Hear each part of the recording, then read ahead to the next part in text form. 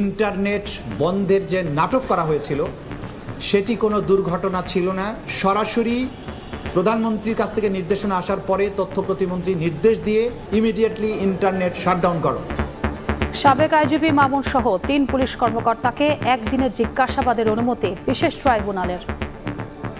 জিজ্ঞাসাবাদের প্রধান উদ্দেশ্য হচ্ছে তাদের কাছে সংরক্ষিত যে সমস্ত তথ্যাদি আছে এবং তাদের ব্যাপারে আমরা তদন্ত সংস্থা যে সমস্ত তথ্যাদি পেয়েছে সেগুলো যাচাই করা, সেগুলোর ব্যাপারে তাদের বক্তব্য গ্রহণ। দেখছিলেন প্রধান শিরোনাম। দুপুরের সময়ের সঙ্গে আছি আমি ছোঁয়া খন্দকার। এবার অন্যান্য শীর্ষ সংবাদ। সব দলের সঙ্গে আলোচনা করে ভোটের সময়সীমা নির্ধারণ করার আহ্বান মির্জা ফখরুলের। নির্বাচন নিয়ে প্রধান উপদেষ্টা ও প্রেস সচিবের বক্তব্যে হতাশা।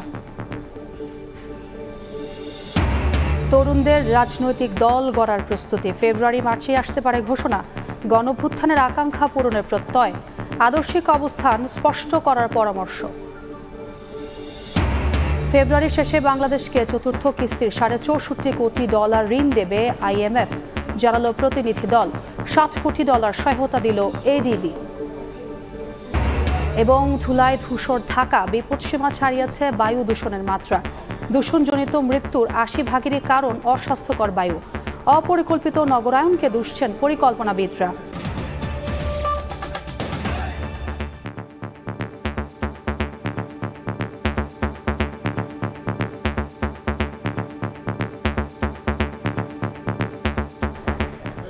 গণহত্যা ধামাচাপা দিতেই শেখ হাসিনার নির্দেশে বন্ধ করা হয়েছিল ইন্টারনেট। সাবেক তথ্য প্রযুক্তি প্রতিমন্ত্রী জুনাদ আহমেদ পলককে তদন্ত সংস্থার জিজ্ঞাসাবাদের পর জানালেন ট্রাইব্যুনালের চিফ প্রসিকিউটর তাজুল ইসলাম। এদিকে সকালে আন্তর্জাতিক অপরাধ ট্রাইব্যুনালে হাজির করা হয় সাবেক আইজিপি চৌধুরী আবদুল্লাহ আল মামুন, সাবেক সেনা কর্মকর্তা জিয়াউল আহসান সহ ৮ জনকে। এর মধ্যে মামুন সহ ৩ জনকে একদিন করে জিজ্ঞাসাবাদের অনুমতি দিয়েছেন ট্রাইব্যুনাল। 18 ডিসেম্বর জুলাই আগস্টের গণহত্যার মামলায় পলককে জিজ্ঞাসাবাদ করে ট্রাইব্যুনালের তদন্ত সংস্থা। সেখানেই পলক স্বীকার করেন শেখ হাসিনা স্বয়ং ইন্টারনেট বন্ধ করতে বলেছিলেন। এ সংক্রান্ত একটি হোয়াটসঅ্যাপ গ্রুপের কথোপকথনও হাতে এসেছে তদন্ত সংস্থার। চিফ প্রসিকিউটর বলেন, গণহত্যা ধামাচাপা দিতেই বন্ধ করা হয়েছিল ইন্টারনেট। ইন্টারনেট বন্ধের যে নাটক করা হয়েছিল সেটি কোনো দুর্ঘটনা ছিল না। খায়ের টাওয়ার বা কোন টাওয়ারে আগুন লেগেছে এগুলোর কোনো ব্যাপারই ছিল না। সরাসরি প্রধানমন্ত্রীর কাছ থেকে নির্দেশনা আসার পরে তথ্য প্রতিমন্ত্রী নির্দেশ দিয়ে IIG, ইন্টারন্যাশনাল ইন্টারনেট গেটওয়ে, এই গেটওয়েদের একটা হোয়াটসঅ্যাপ গ্রুপ খোলা হয়। সেই গ্রুপে সরাসরি নির্দেশ দেওয়া হয় ইমিডিয়েটলি ইন্টারনেট শাটডাউন করো, এবং তাদেরকে এটা এনশিওর করতে বলা হয় যে করার পরে আবার জানাও যে ইট ইজ ডান। বৃহস্পতিবার ট্রাইব্যুনালে হাজির করা হয় সাবেক আইজিপি আবদুল্লাহ আল মামুন, সাবেক সেনা কর্মকর্তা জিয়াউল আহসান সহ ৮ জনকে। এর মধ্যে মামুন সহ ৩ জনকে একদিন করে জিজ্ঞাসাবাদের অনুমতি দিয়েছেন বিশেষ ট্রাইব্যুনাল। মামলার পরবর্তী তারিখ ধার্য করা হয়েছে 20 ফেব্রুয়ারি। অন্য মামলায় অনেক আসামি জেলে থাকলেও তাদের কেন ট্রাইব্যুনালের মামলায় গ্রেফতার দেখানো হচ্ছে না তার ব্যাখ্যা দেন চিফ প্রসিকিউটর। জিজ্ঞাসাবাদের প্রধান উদ্দেশ্য হচ্ছে তাদের কাছে সংরক্ষিত যে সমস্ত তথ্যাদি আছে এবং তাদের ব্যাপারে আমরা তদন্ত সংস্থা যে সমস্ত তথ্যাদি পেয়েছে সেগুলো যাচাই করা, সেগুলোর ব্যাপারে তাদের বক্তব্য গ্রহণ, তাদের মোবাইল ফোনগুলো চেক করা, মোবাইল ফোনের মধ্যে সেগুলো ফরেন্সিক করা, সেগুলোর জন্য সেগুলোকে চাওয়া। এই বিষয়গুলোর মাধ্যমে আমরা তদন্তে প্রাপ্ত তথ্যাদি ক্রস চেক করা এবং তাদের বক্তব্যটা জানা। আমরা যদি হাজার হাজার আসামিকে, তাহলে মূলত যাদের নেতৃত্বে এই গণহত্যা এবং মানবতা বিরোধী অপরাধ হয়েছে তাদের বিচার কার্য বিঘ্নিত হবে। এদিকে ট্রাইব্যুনালে যারা জুলাই আগস্ট গণহত্যা নিয়ে সাক্ষ্য দেবেন তাদের নিরাপত্তা নিশ্চিতে আইনশৃঙ্খলা বাহিনীর সদস্যদের আহ্বান জানিয়েছেন চিফ প্রসিকিউটর। অন্যথায় ট্রাইব্যুনালের মাধ্যমে নেওয়া হবে আইনি পদক্ষেপ। ফারজানা আক্তার, সময় সংবাদ, ঢাকা। পিলখানা হত্যার ঘটনায় মামলা করতে আন্তর্জাতিক অপরাধ ট্রাইব্যুনালে গেছেন নিহত সেনা কর্মকর্তাদের পরিবারের সদস্যরা। আমাদের সহকর্মী আফজাল আছেন সেখানেই, যেতে চাই আফজালের কাছে। আফজাল,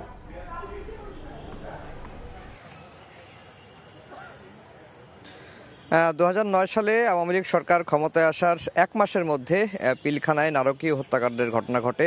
2009 সালের 25 এবং 26 ফেব্রুয়ারি 2 দিনব্যাপী এই নারকীয় হত্যাকাণ্ডে 57 জন সেনা কর্মকর্তা নিহত হন এবং আরও বেশ কয়েকজন সাধারণ মানুষ কিন্তু নিহত হন। এবং এই ঘটনায় শহীদ সেনা সদস্যদের পরিবার গত কয়েক বিভিন্ন সময় ধরেই কিন্তু তারা এই ঘটনায় যারা নেপথ্যের কুশীলব ছিলেন পিলখানা হত্যাকাণ্ডের কারণে নেপথ্যে তাদের খুঁজে বের করার দাবি জানিয়ে আসছিলেন। বিশেষ করে 5 আগস্টের পরে শেখ হাসিনা সরকার পতনের পরে এই দাবিটি আরও জোরালো হয়। বিভিন্ন সময় শহীদ সেনা সদস্যদের পরিবারের তরফ থেকে ব্রিফিং করে বলা হয় যে এটি বিদ্রোহের নামে কোনো হত্যাকাণ্ড নয়, এটি পরিকল্পিত হত্যাকাণ্ড এবং পরিকল্পিত হত্যাকাণ্ডের নেপথ্যে কারা কারা জড়িত সেই তথ্যগুলোও কিন্তু শহীদ সেনা সদস্যদের পরিবার গণমাধ্যমের সামনে বারবার উন্মুক্ত করেছেন এবং বলেছেন এবং তাদের বিচার চেয়েছেন এবং এই সংক্রান্ত একটি কমিশন গঠনেরও তারা দাবি জানিয়েছিলেন যেন নেপথ্যের কুশলীদের খুঁজে বের করা যায়। এবং সবশেষ স্বরাষ্ট্র মন্ত্রণালয় থেকেও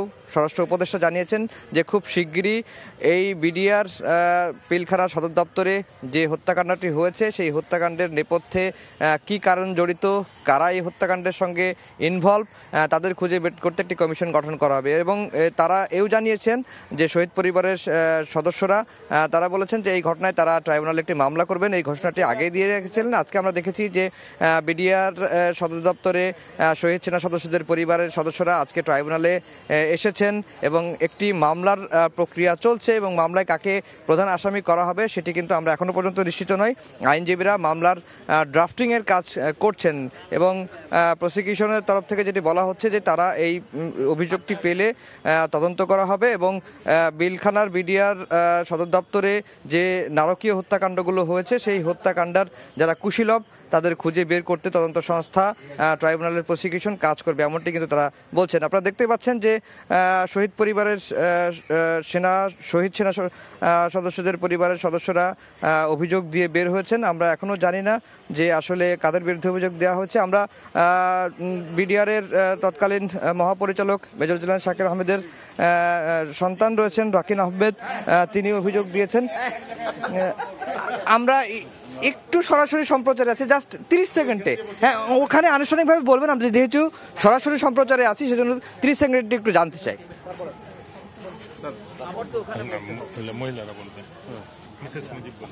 সবচেয়ে ভালো হলো যারা ভিকটিম তারা বলুন।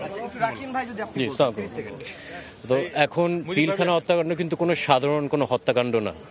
এখানে যে বর্বরতা, যে ব্রুটালিটি পিলখানা দেখা হয়েছে, এটা বাংলাদেশের ইতিহাসে 57 অফিসার 2 দিন এরকম হত্যা করা কখনো দেখা হয়নি। এটা রাষ্ট্রের মাধ্যমে একটা ষড়যন্ত্র ছিল এত অফিসার হত্যা করার জন্য।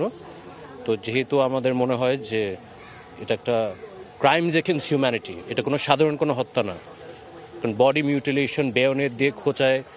আমার বাবা মার লাশ আমাকে দেখতে দেয় নাই, বলছে বাবা তুমি তোমার বাবা মার লাশ দেখো না, তুমি নিতে পারবা না।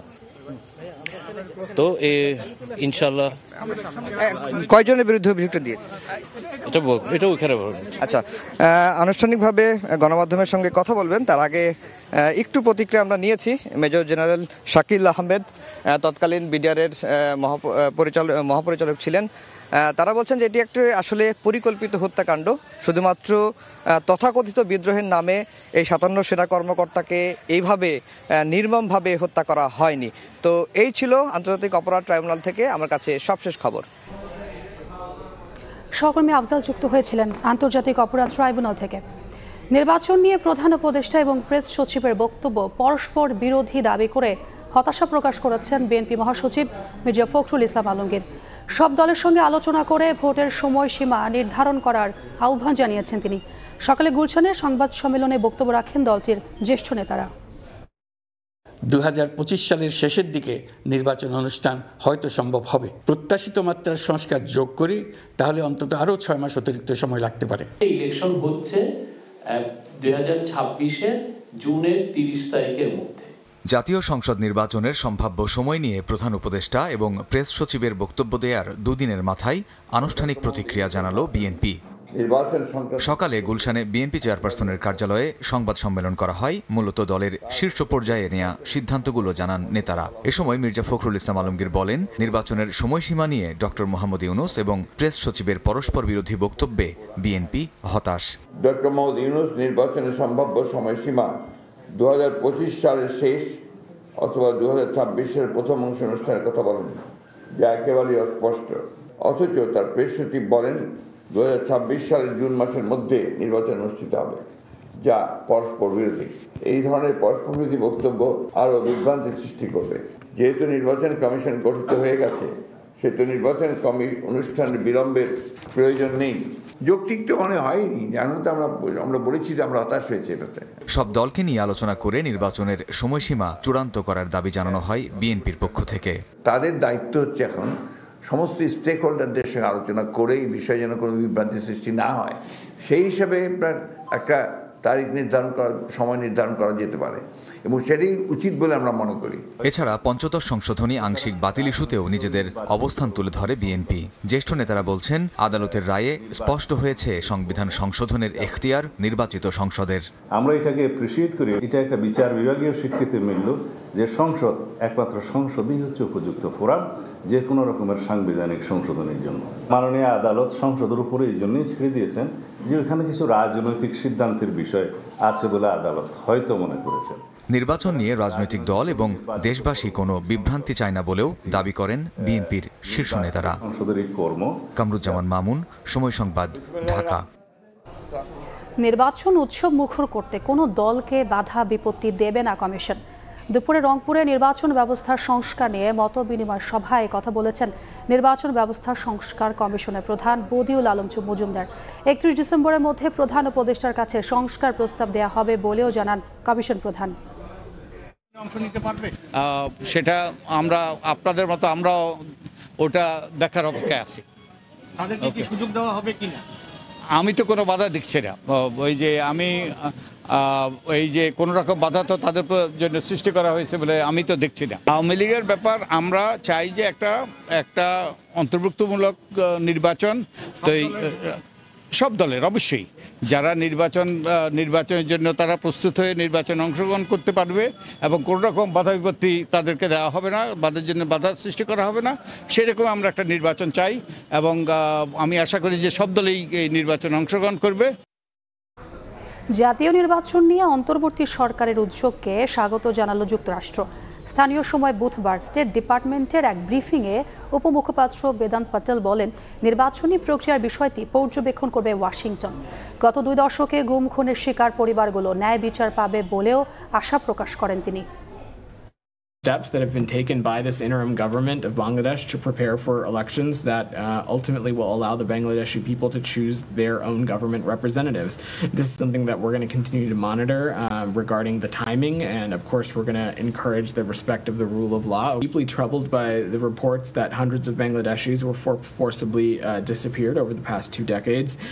Enforced disappearance is an egregious human rights violation. We welcome efforts by the interim government to investigate these crimes and encourage fair and transparent processes.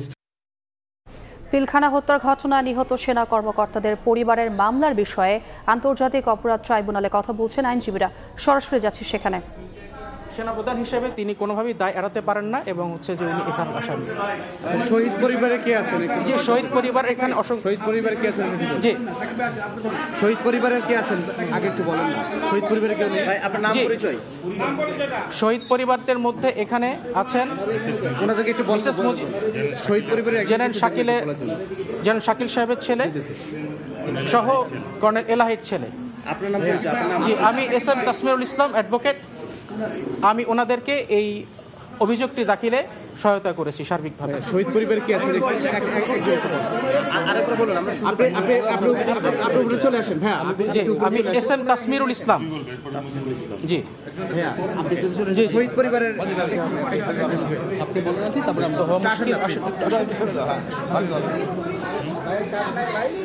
বলছি আপনারা কি অভিযোগ নাম কি হয়েছিল আপনাদের বিষয়টা একটু বলেন। আসসালামু আলাইকুম, আমি ওয়াইফ অফ শহীদ কর্নেল মুজিবুল হক। আমার নাম নেহরিন ফিরদৌসি। আমার অভিযোগটা প্রথমত হচ্ছে যে এই হত্যাকাণ্ডটাকে আপনারা বিদ্রোহ বলবেনই না, ভুলে যান যে এটা বিদ্রোহ হয় না, বিদ্রোহ এইরকম হয় না। যারা প্ল্যান করে মেরে পোড়ানোর ব্যবস্থা করে, তারপরে বেয়নে দিয়ে খোঁচায় কিংবা ড্রেনে ফেলে এবং পরিবারদেরকে ঘর থেকে ধরে নিয়ে যে কোয়ার্টার গার্ডে নেয় এবং বাচ্চাদেরকে বুট দিয়ে লাথি দিতে নিয়ে যায়। আপনারা অনেক কিছুই জানেন না যে আমাদের সাথে কি হয়েছে। সুতরাং এটাকে পরিকল্পিত হত্যাকাণ্ডই বলবেন, হত্যাকাণ্ডই যেন হেডলাইন হয়, এটা আমার জোর দাবি। এবং এই বিচারের যেন সত্যতা বের হয়ে আসে এবং জনসমক্ষে। আমরা আজও জানি না, আমাদের সন্তানরাও জানে না যে কি কারণে ওনাদেরকে হত্যা করা হয়েছে। ওনাদের হত্যা করার জন্য একটা তো বিশেষ কোনো কারণ থাকতে হবে, ওনাদের কোনো অপরাধ তো থাকতে হবে। আর ওই সময় যে মিডিয়া, যেই আরেকটা বড় একটা বিষয়, যে মিডিয়ায় এই মুন্নি সাহা বলেন কিংবা অন্যান্য মিডিয়া যারা এটিএন ছিলেন, তারা যে অনুযোগটা দিয়েছেন সেটা আমি লিখিত জানতে চাই যে এটা সত্যি কি না। এটা সত্যতা প্রমাণ করে আমাকে দেখাতে হবে। এবং আমি আমার সন্তানদের তরফ থেকে এটা আমি জোর দাবি জানাই, কারণ আমার এটা ভীষণ অপমানের একটা জায়গা যে আমার হাজব্যান্ডকে আমি আর যারা সিনিয়র অফিসাররা ছিলেন, যেমন শাকিল বলেন, বাড়ি ভাই বলেন, ওনারা এত একনিষ্ঠ একজন অফিসার ছিলেন। আমার স্বামী ছিলেন, আরও কয়েকজন অফিসারকে ওনারা বলেছেন যে ওনারা পয়সা বেড়েছেন, তাহলে দুর্নীতি করেছেন। তো দুর্নীতির তো থাকবে, নথিপত্র তো থাকবে নিশ্চয়ই, তাই না? তাহলে আপনারা বের করেন সেটা। ইনভেস্টিগেটরদেরকে আমি আবারও ইনভেস্টিগেশন, এটা যেন রিইনভেস্টিগেশন হয়, যেটা সত্যটা বের হয়ে আসবে সবার, প্রত্যক্ষ এবং পরোক্ষভাবে যারা জড়িত তাদের সম্বন্ধে জানতে পারবে জনসাধারণ, শুধু আমরা না, জনসাধারণ জানা দরকার।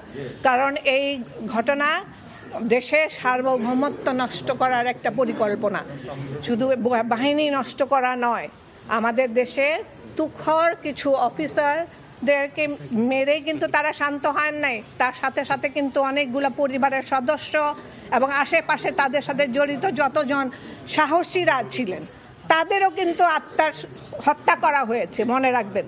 এবং তারা ইসে থেকে আসে নাই। এটা কোন সরকার করেছে এটা তো ইয়ে করবে, ইনকোয়ারি কমিশন হোক আর যেটাই হোক, তারা বের করবেন। আমরা কি চাচ্ছি?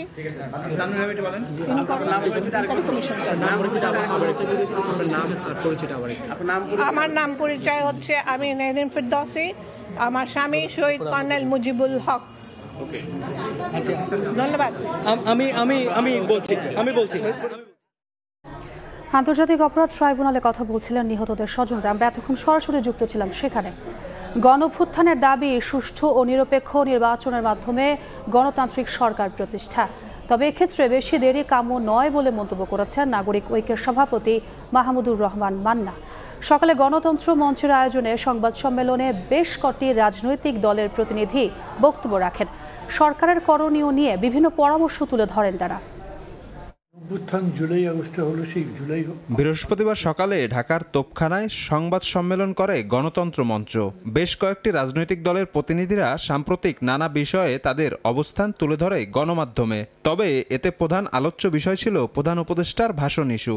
নতুন বাংলাদেশ গড়ার নির্বাচনের সময় নিয়ে স্পষ্ট বার্তা দেয়ায় সরকারকে সাধুবাদ জানালেও প্রয়োজনীয় সংস্কারের শেষে নির্বাচন আয়োজনে মত দেন বেশিরভাগ নেতা।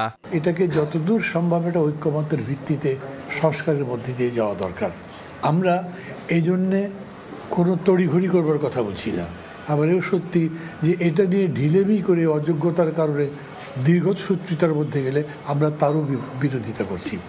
এই কারণে ডক্টর ইউনূস যখন বক্তৃতায় বলেছেন যে উনি দুটো তিনটে বিষয়ে ফোকাস করে সংস্কারটা করতে চান এবং তার উপরে উনি সবার সাথে কথা বলে একটা ঐক্যবদ্ধ করতে চান, একটা কমিশন করছে, নিজে তার প্রধান থাকবেন। আমরা মনে করছি সার্বিকভাবে এই বক্তব্যের সারবত্তা ভালো, লক্ষ্যটা ভালো। কতদূর পারবেন না পারবেন সেটা আমাদের দেখার বিষয় আছে। কর্তৃত্ববাদী সরকারের পুনরাবৃত্তি রোধে তত্ত্বাবধায়ক সরকারের পুনর্বহালের দাবি ওঠে সংবাদ সম্মেলনে। আগামী নির্বাচন সম্পর্কে তিনি একটা ধারণা দিয়েছেন। তিনি যে স্পষ্ট করে বলেছেন যদি স্বল্প সংখ্যক সংস্কার করে নির্বাচন করতে হয় তাহলে 2025 সালের ডিসেম্বরের মধ্যে করা সম্ভব। যদি আমরা আরও কিছু সংস্কার করতে চাই তাহলে 2026 সালের প্রথমার্ধ পর্যন্ত লেগে যেতে পারে। আইন শৃঙ্খলা পরিস্থিতির অবনতি, আমলাদের অপেশাদার আচরণ এবং দ্রব্যমূল্য নিয়েও অসন্তোষ জানান নেতারা। আমরা মনে করি উনি সঠিকভাবে এটা দিয়েছেন, কিন্তু ওনাকে আরও যত তাড়াতাড়ি সম্ভব এই সংস্কারের কাজগুলি সমাধান করেই আমাদেরকে নির্বাচনে যেতে হবে।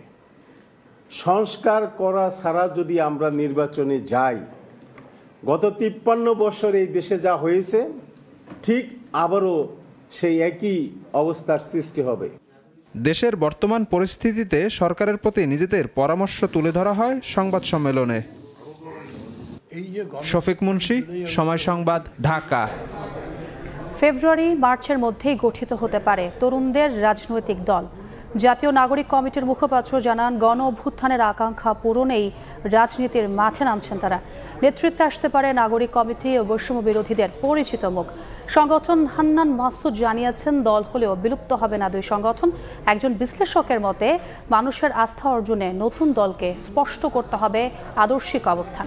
হাসান ওয়ালি প্রতিবেদন। জুলাই আগস্ট অভ্যুত্থানে রাজপথে নেমে আসেন ছাত্র, শ্রমিক, দিনমজুর থেকে শুরু করে সাধারণ মানুষ। শ্রেণী বৈষম্য ভুলে কাঁধে কাঁধ মিলিয়ে স্বৈরাচার হটানোর আন্দোলনে ছিলেন নির্ভীক। 5 আগস্ট শেখ হাসিনার পতনের পর এদের অনেকেই সম্পৃক্ত হন রাজনৈতিক কর্মকাণ্ডে। দেশব্যাপী চাউর হয় শিক্ষার্থীদের নেতৃত্বে আসছে রাজনৈতিক দল। দেশের সর্বস্তরের জাতীয় নাগরিক কমিটি আত্মপ্রকাশ করে আন্দোলনকারীদের নেতৃত্বে। 147 সদস্য বিশিষ্ট কেন্দ্রীয় কমিটি ছাড়াও এখন পর্যন্ত দেশের 67টি থানা ও উপজেলায় প্রতিনিধি কমিটি করেছে সংগঠনটি। একই সঙ্গে সারা দেশের শিক্ষার্থীদের একত্রিত করছে বৈষম্য বিরোধী ছাত্র আন্দোলন। এখন পর্যন্ত দেশের 17টি জেলা, 3টি মহানগর, একটি বিশ্ববিদ্যালয় ও একটি পলিটেকনিক ইনস্টিটিউটে আহ্বায়ক কমিটি করেছে তারা। ইয়াং ফেসকে আনার জন্য এটা খুবই গুরুত্বপূর্ণ। সামান্তে শারমিন, তরুণ এই মুখ, মুখপাত্রের দায়িত্ব পালন করছে নাগরিক কমিটির। চোখে মুখে স্বপ্ন, তারুণ্যের আকাঙ্ক্ষা বাস্তবায়নের। অভ্যুত্থান তাদেরকে যেই এক্সপিরিয়েন্স, যেই অভিজ্ঞতার মধ্যে দিয়ে নিয়ে গেছে, তার মধ্যে দিয়ে তার একটা মূলগত চরিত্রের একটা মূলগত পরিবর্তন ঘটেছে। এই পরিবর্তনের মধ্যে দিয়ে তারা আসলে বাংলাদেশে যে নতুন সম্ভাবনা আছে সেখানে পার্ট প্লে করতে চান। অভ্যুত্থানে প্রত্যেকটা মানুষকে খুঁজে বের করা, যারা নিজেদের প্রাণ ভয় বাদ রেখে তারা নিজেদেরকে বিলিয়ে দেওয়ার জন্য মাঠে নেমেছিল, সেই মানুষগুলোকে আমরা খুঁজছি, সেই তরুণ নেতৃত্ব আমরা খুঁজছি। 24 অভ্যুত্থানের নেতৃত্ব দেওয়া বৈষম্য বিরোধী ছাত্র আন্দোলন এবং পরে গঠিত নাগরিক কমিটি বিলুপ্ত করার পরিকল্পনা নেই শিক্ষার্থীদের। দুই সংগঠনের পরিচিত মুখগুলোকে দেখা যেতে পারে নতুন দলে। কেউ যদি নাগরিক কমিটিতে চলে যেতে চায় বা যে রাজনৈতিক দলটি হবে সেই রাজনৈতিক দলে চলে যেতে চায়, সেই ক্ষেত্রে এখান থেকে পদত্যাগ করে তাদেরকে যেতে হবে। আর যারা থাকবে তারা এটাকে বিপ্লবের প্রতীক হিসেবে, বিপ্লবের সিম্বল হিসেবে এটাকে ধারণ করবে, একতার জায়গা হিসেবে এটাকে ধারণ করবে। জাতীয় নাগরিক কমিটি থাকবে এবং সেই সাথে একটি নতুন রাজনৈতিক দলও থাকবে এবং আমরা মনে করি যে অসংখ্য নতুন রাজনৈতিক দল হওয়া উচিত এবং তরুণদের নেতৃত্বে আসা উচিত। বাংলাদেশে নতুন রাজনৈতিক দল গঠন নতুন কোনো বিষয় নয়। কখনো আওয়ামী লীগ, আবার কখনো বিএনপি ভেঙে অনেকেই চেষ্টা করেছেন। আবার নিকট অতীতে কোটা আন্দোলন ও পরে ডাকসুর ভিপি হয়েও দল গঠনের ঘটনা ঘটেছে। রাজনীতিতে এদের প্রভাব কতটা সে নিয়ে আছে প্রশ্ন। এই দলগুলো ওই অর্থে, তবে সাম্প্রতিক প্রেক্ষাপট পুরোই ভিন্ন। স্বৈরাচার বিরোধী ঐতিহাসিক গণ অভ্যুত্থান এবং রাজনীতির মাঠ থেকে আওয়ামী লীগের পলায়ন তৈরি করেছে নতুন বাস্তবতা। এখন একটা দল যদি আবার নতুন করে বাংলাদেশে দাঁড়াতে হয় তাহলে খুব সিম্পল, একেবারে সাদামাটা ইয়েতে তাদেরকে আওয়ামী লীগ, বিএনপি যে দুটো প্রধান রাজনৈতিক দল বাংলাদেশে, বা জামাতে ইসলামী, এদের একটা আদর্শিক প্ল্যাটফর্মের জায়গাটা ভিন্ন ভিন্ন, সেরকম একটা আদর্শিক জায়গা থাকতে হবে। এই মুহূর্তে নির্বাচন কমিশনে নিবন্ধিত রাজনৈতিক দলের সংখ্যা 48টি, যার কয়েকটি নিবন্ধিত হয়েছে 5 আগস্টের পর। হাসান ওয়ালি, সময় সংবাদ, ঢাকা। জুলাই বিপ্লবে অংশ নেওয়ার শিক্ষার্থীদের ওপর গুপ্ত হত্যা চালানো অপরাধীদের 48 ঘন্টার মধ্যে গ্রেফতারের দাবি করেছে ইনকিলাব মঞ্চ। দুপুরে ঢাকা বিশ্ববিদ্যালয়ের মধুর ক্যান্টিনের সংবাদ সম্মেলনে মঞ্চের মুখপাত্র শরীফ ওসমান হাদি বক্তব্য দেন। তিনি বলেন, গেল কয়েকদিনে জুলাই অভ্যুত্থানের সক্রিয় শিক্ষার্থী সহ অন্তত 5 জন মারা গেছেন। তাদের অভিযোগ, বেসরকারি বিশ্ববিদ্যালয়ের শিক্ষার্থীদের টার্গেট করে হত্যা করা হচ্ছে। এসব হত্যাকাণ্ডে আওয়ামী লীগ জড়িত বলেও দাবি ইনকিলাব মঞ্চের। বিভিন্ন জায়গায় গুপ্ত হত্যা চললেও সরকারের কোনো প্রতিক্রিয়া না থাকায় ক্ষোভ ঝাড়েন মঞ্চের নেতারা।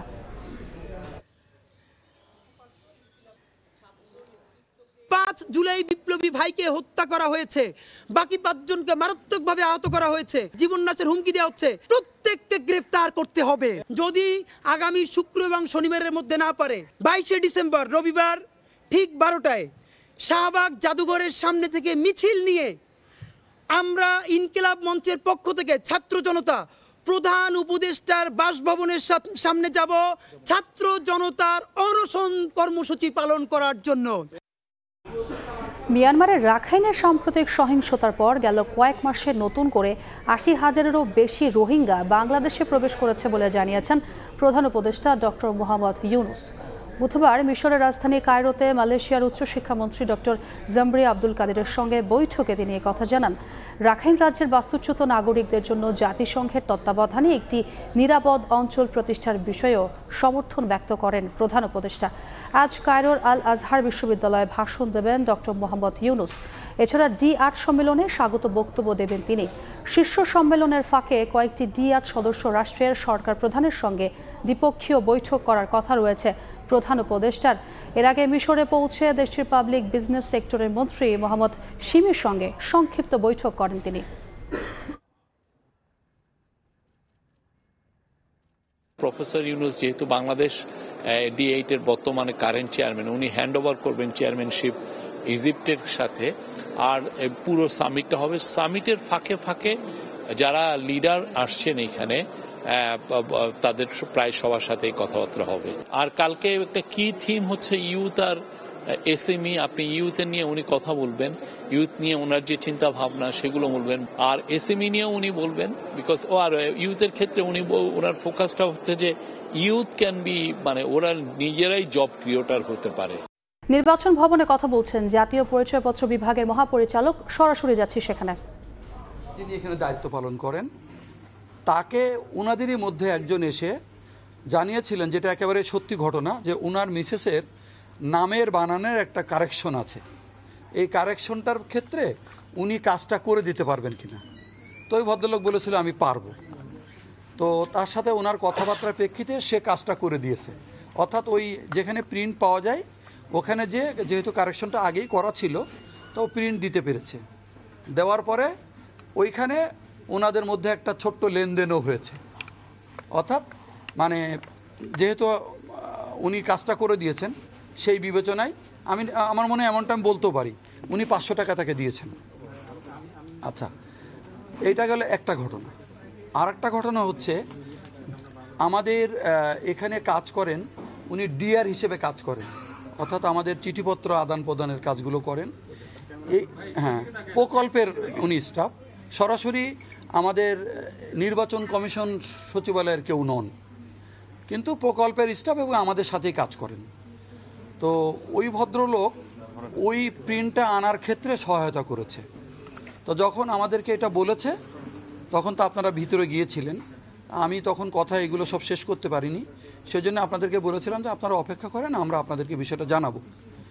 তা আমি মোটামুটি খোঁজ খবর নিয়ে যেটা জানতে পেরেছি যে যেই কয়েকজনের নাম ওনারা আমাদেরকে বলেছেন এরা সবাই কোনো না কোনোভাবে আমাদের এখানে যে একটা প্রকল্প আছে এই প্রকল্পের জনবল। কিন্তু ওরা ঢাকা শহরে শ্বাস নেয়াই যেন এক ভোগান্তির নাম। বায়ু দূষণের মাত্রা ছাড়িয়েছে বিপদসীমা। পরিসংখ্যান বলছে বিশ্বে বায়ু দূষণের কারণে বছরে 2,72,000 অপরিণত শিশু জন্মগ্রহণ করে। আর বাংলাদেশে দূষণজনিত মৃত্যুর 80% কারণ বায়ু দূষণ। বিশেষজ্ঞরা বলছেন দূষণের মূল কারণ অপরিকল্পিত নগরায়ন। চন্দ্রিমা চৌধুরীর প্রতিবেদন।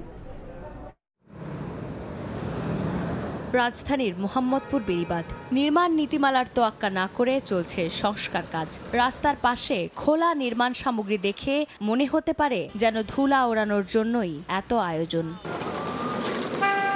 বিষাক্ত ধোঁয়ায় ছেয়ে গেছে নগরী। তীব্র বায়ু দূষণে স্থানীয়দের জীবন দুর্বিষহ। এলাকাবাসীর সঙ্গে কথা বলতে গেলে ক্ষোভে ফেটে পড়েন তারা। জানান বছরের পর বছর এই অবস্থা চলতে থাকলেও নেওয়া হয়নি কোনো পদক্ষেপ। এই মিক্সারের গাড়িগুলাইনি মানে হালাইলে মানে তার দুধ হইয়া দেখা জনগণের যে দুর্ভোগ এটা দেখার লোক এই দুনিয়া এই বাংলাদেশে নাই। অস্বাভাবিক বায়ু দূষণের সবচেয়ে বেশি ঝুঁকিতে নারী ও 5 বছরের কম বয়সী শিশুরা। এতে শরীরের সাথে দীর্ঘমেয়াদী প্রভাব পড়েছে মানসিক স্বাস্থ্যে। যারা প্রেগনেন্ট ওমেন, এই প্রেগনেন্ট ওমেনে যদি এই দূষিত বাতাসটা সে ইনহেল করে তাহলে কিন্তু তার গর্ভের সন্তানেরও প্রবলেম হয়। বিশ্বব্যাংকের পরিসংখ্যান বলছে শুধুমাত্র এই বায়ু দূষণের কারণে বছরে প্রায় 2,72,000 অপরিণত শিশু জন্মগ্রহণ করে। এই বায়ু দূষণ রোধ করা গেলেই দেশে বছরে প্রায় 1,33,000 মানুষের অকাল মৃত্যু ঠেকানো সম্ভব। অপরিকল্পিত নগরায়ন ও মনিটরিং এর অভাবকেই দুষছেন নগর পরিকল্পনাবিদ। উন্নয়ন তত্ত্বের একটা পরিবর্তন দরকার। ঢাকা এমন অবস্থা চলে গিয়েছে, ঢাকা শহরের আর নতুন একটা ইট নেবারও ক্ষমতা নাই। যত আয়োজন, সব ব্যবসায়ীরা তাই চায় যে ঢাকাকে মেরে ফেলা হোক। যোগাযোগ বিশেষজ্ঞ বলছেন, যানবাহন ও শিল্প কারখানার কালো ধোঁয়ার বাইরেও নীরব ঘাতক এখন নির্মাণ সামগ্রীর উড়ন্ত ধুলা। দেখা যাচ্ছে ইঞ্জিন অয়েলটা চেঞ্জ করে না, ঠিকমতো রক্ষণাবেক্ষণ করে না মালিক, এবং বিআরটিও দেখা যাচ্ছে যে যখন ফিটনেসের জন্য যায় তখন তারা এই মেইনটেন্যান্সগুলো করেছে কিনা সেটা চেক করে না। ফলে দেখা যাচ্ছে যে অনবরত কিন্তু আমরা বায়ু দূষণের শিকার হচ্ছি। এটি রাজধানী ঢাকার কোনো নতুন চিত্র নয়।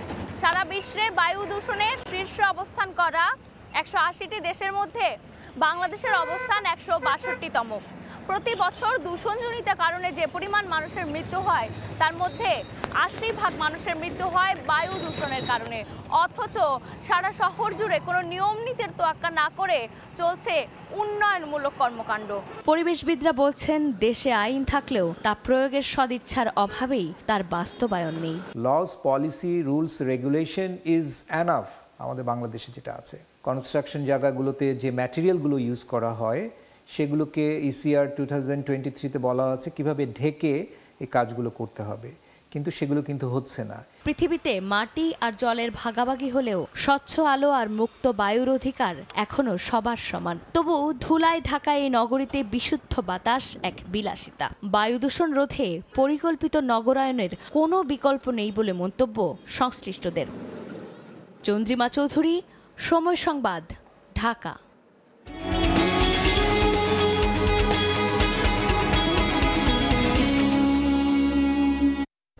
চতুর্থ কিস্তিতে ফেব্রুয়ারিতে $64 কোটি দিচ্ছে IMF। একই পরিমাণ অর্থ ছাড় হবে পঞ্চম কিস্তিতেও।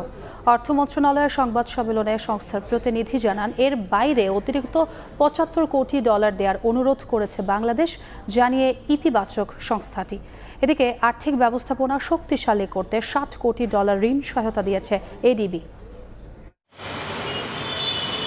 করোনার আঘাত, রাশিয়া ইউক্রেন যুদ্ধ, ব্যাংক খাতে লুটপাট আর অবাধে অর্থ পাচারে বিপর্যস্ত দেশের অর্থনীতি। ডলারের দাম 80 টাকা থেকে বেড়ে হয়েছে 120 টাকা। রিজার্ভও নেমেছে $200 কোটি নিচে। বেড়েছে যাপিত জীবনের ব্যয়। এমন পরিস্থিতিতে ঋণ নিয়ে আন্তর্জাতিক মুদ্রা তহবিল IMF এর দ্বারস্থ হয়েছিল বাংলাদেশ। ঋণের চতুর্থ কিস্তি ছাড়ের আগে তৃতীয় পর্যালোচনা করতে সংস্থাটির 10 সদস্যের দল 3 থেকে 18 ডিসেম্বর ঢাকা সফর করে। সফর শেষে সচিবালয়ে আয়োজিত সংবাদ সম্মেলনে জানানো হয়, পঞ্চম কিস্তিতেও $64 কোটি পাবে Bangladesh. Once these actions are they are met, then I think by February 5 we have a specific date. Then by end of February the amount of $650 million will be allocated to the authorities. I think it takes 3 days since our board to be allocated. Then beyond that we were coming back in March, April for our fourth review. এ সময় মূল্যস্ফীতি নিয়ন্ত্রণে না আসা, bank ব্যবস্থার উন্নয়ন ও রাজস্ব আয় না বাড়ানো সহ বিভিন্ন বিষয় তুলে ধরে বাংলাদেশের অর্থনীতি আশাব্যঞ্জক নয় বলে মন্তব্য করেন IMF প্রতিনিধি। There is stagnation in the tax to GDP ratio. Even during the last few months it went down actually. That is one of the lowest in the world. As Bangladesh moves and becomes middle income country and beyond, an emerging market, with the revenue, we have never seen a country with so low revenue being able to keep high growth, low inflation, growth at 7%. এদিকে আরেক ঋণদাতা সংস্থা এশীয় উন্নয়ন bank ADB বাংলাদেশের আর্থিক ব্যবস্থাপনা শক্তিশালী করতে $60 কোটি ঋণ সহায়তা দিল। এর মাধ্যমে সরকারের রাজস্ব সংগ্রহ আরও বাড়বে বলে মনে করে সংস্থাটি। ইয়ানুর শিফাত, সময় সংবাদ, ঢাকা। ব্যবসায়ীরা কর না দিয়ে শুধু ফাঁক ফোকর খোঁজে বলে জানিয়েছেন অর্থ উপদেষ্টা ডক্টর সালেউদ্দিন আহমেদ। দুপুরে সচিবালয়ে তিনি বলেন, আগামী অর্থবছরে দরিদ্রদের করের চাপ থেকে সুরক্ষা দেয়া হবে। অনেক রকম এক্সেপশন আমরা বাদ দিয়ে দেব। ব্যবসায়ীরা কত রকম যে আপনার সুবিধা পায় আপনি নিজেও জানেন, অনেকে আপনার নিজেরাও জানেন না। লাভ করবে বহু টাকা, এসে এনবিআরকে বলে ট্যাক্স এক্সেম্পশন দেয়। তুমি 50 কোটি টাকা লাভ করবে, এনবিআরে তুমি 4 কোটি টাকা ট্যাক্স দিতে চাও না। প্রাথমিক বিদ্যালয়ের সহকারী শিক্ষকদের বেতন স্কেল 10ম গ্রেডে নির্ধারণ সহ 4 দাবিতে সংবাদ সম্মেলন করেছে প্রাথমিক সহকারী শিক্ষক সংগঠন ঐক্য পরিষদ। সকালে জাতীয় প্রেস ক্লাবে এটি অনুষ্ঠিত হয়। এ সময় বক্তারা অভিযোগ করেন, প্রাথমিক বিদ্যালয়ের শিক্ষকদের আর্থিক নিরাপত্তার বিষয়টি কোনো সরকারের আমলেই সঠিকভাবে বিবেচিত হয়নি। শিক্ষকদের আর্থসামাজিক মান উন্নয়ন ছাড়া শিক্ষার মান উন্নয়ন সম্ভব নয় বলেও দাবি তাদের। 10ম গ্রেডে শিক্ষকদের উন্নীত না করা হলে বিভাগীয় পর্যায়ে সমাবেশের পাশাপাশি কঠোর কর্মসূচির ঘোষণা দেন তারা।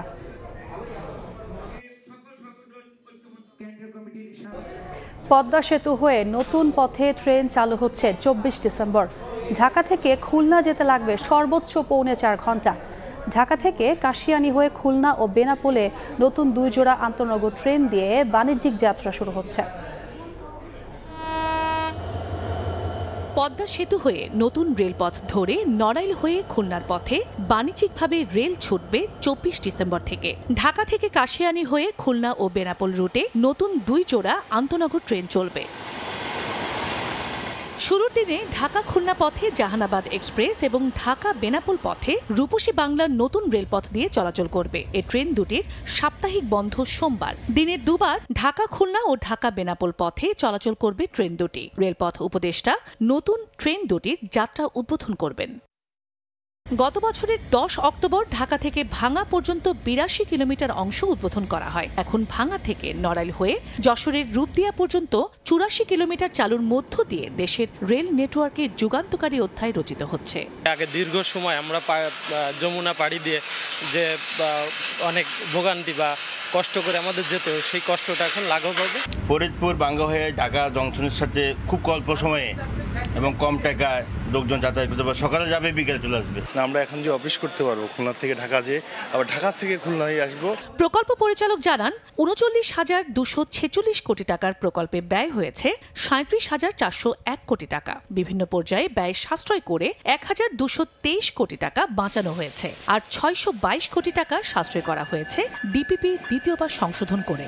ঢাকা থেকে ভাঙ্গা হয়ে যশোরের দিকে এতে করে স্বল্প সময়ে মানুষ যাতায়াত করতে পারবে এবং সময় দুটাই সাশ্রয় হবে। বাংলাদেশ রেলওয়ে কর্তৃপক্ষ সকল ধরনের প্রস্তুতি সম্পন্ন করেছে। র্যাক প্রস্তুতি, জনবল প্রস্তুতি, স্টেশন মেরামত সহ যত যে কাজগুলো ছিল সম্পূর্ণ শেষ হয়েছে। পদ্মা সেতু হয়ে এখন ট্রেনে ঢাকা খুলনার দূরত্ব 212 কিলোমিটার কমেছে। এই পথে ঢাকা থেকে খুলনায় যাওয়া যাবে সর্বোচ্চ 4.25 ঘন্টায়। যমুনা সেতু দিয়ে যাতায়াতের সময় লাগছে যেখানে 9.5 ঘন্টা। চন্দ্র বিশ্বাস, ববি, সময় সংবাদ। পর্যায়ের শীর্ষ সংবাদগুলো জানিয়ে দিচ্ছি আরেকবার। গণহত্যা ধামাচাপা দিতে শেখ হাসিনা নির্দেশে বন্ধ করা হয়েছিল ইন্টারনেট। পলককে জিজ্ঞাসাবাদের পর প্রসিকিউশন, 3 পুলিশ কর্মকর্তাকে জিজ্ঞাসাবাদের অনুমতি। পিলখানা হত্যার ঘটনায় এবার বিশেষ ট্রাইব্যুনালে অভিযোগ স্বজনদের। আসামি শেখ হাসিনা, মইনিউ সহ 58 জন ন্যায় বিচারের আশা। এবং সব দলের সঙ্গে আলোচনা করে ভোটের সময়সীমা নির্ধারণ করার আহ্বান মির্জা ফখরুলের। নির্বাচন নিয়ে প্রধান উপদেষ্টা ও প্রেস সচিবের বক্তব্যে হতাশা।